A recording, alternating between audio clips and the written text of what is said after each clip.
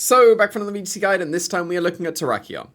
A combination you need to be prepared for is Whimsicott and Terrakion.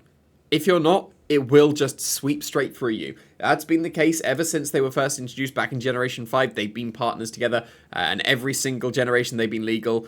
It has been a thing where Whimsicott beats up Terrakion. It can set Tailwind for Terrakion, and all that good stuff.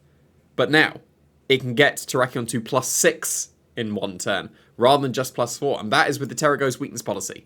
Because you can Terra into Ghost type, you are now weak to the Dark type attacks, the Dark type beat up, that activates the weakness policy while also activating your justified 4 times, giving you +6 immediately. Rockslide will then Oko things.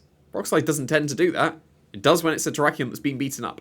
Close combat will Oko pretty much everything that's not a Ghost. And then Upper Hand is quite a nice tech to have on Terrakions now. You would see Quick Guard. Like, back in previous generations when Whimsicott and Terrakion was used, Quick Guard was used in that slot. Quick Guard is still fine. Upper Hand is arguably better. If you're expecting a priority move to come your way, why not just get a +6, 65 base power move instead of that? So that's quite a nice buff for Terrakion. Upper Hand's not going to be used on too many Pokemon. Terrakion, after it's been beaten up, is definitely one of the more viable users for it. It's very straightforward to use this. Beat yourself up. Massive damage.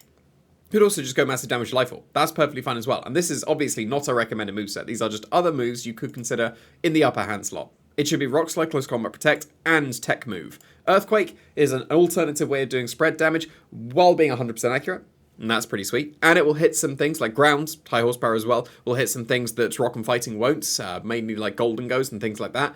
Ground will give you near perfect coverage if you do opt for that instead. Sacred Sword is a way of not dropping your defenses, so if you want to beat yourself up and not be a glass cannon, and just be like, you know, what would be an alternative glass cannon? Just a regular old cannon, I guess. Then Sacred Sword will be your option. It can also ignore some defense boosts. So if they're trying to like Iron Defense in front of you or like Dondozo, you can ignore those defense boosts too. And Quick Attack is absolutely worth an honorable mention.